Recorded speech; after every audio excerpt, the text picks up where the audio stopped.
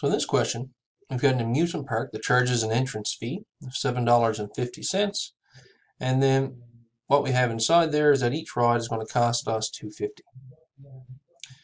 So Thomas has $50 to spend, and we want to know how many rides he'll be able to go on. So what we'd like to do to solve this is to write an expression for the cost of your entrance and rides at the amusement park. So first of all, let's let the cost of this be C. So C will be our cost. And our number of rides we can call N. You could call R.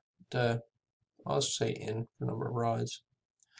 So what we know is that it's going to cost us $2.50 for every ride we go on. So that would be $2.50 times N.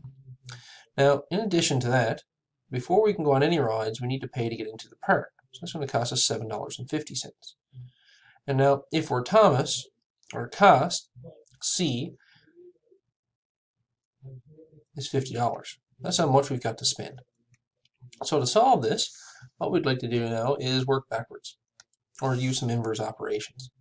So if I get 250n plus 750 equals 50, what I'd need to do is I'd need to subtract off $7.50, first of all, from both sides, because I know I had to pay that anyways.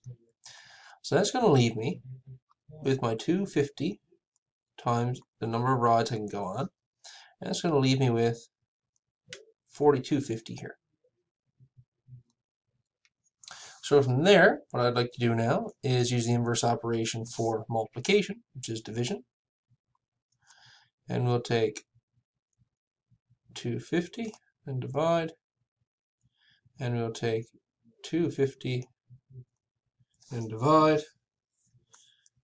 And once we perform that division, what we'll find is that N equals 17. So our answer there would be B. And just from inspection a little bit earlier, I mean, if we have $50 and we know rides are $2.50 each, so again, if we have $50 and rides are $2.50 each, there's no way he's going to be able to get on 133 rides. And also just from inspection, I mean, if we have $50 and we're looking at $2.50, probably going to be more than 6. So we should be able to limit it to these two choices from the start, but then we would need to do some further inspection to find 17 versus the 20.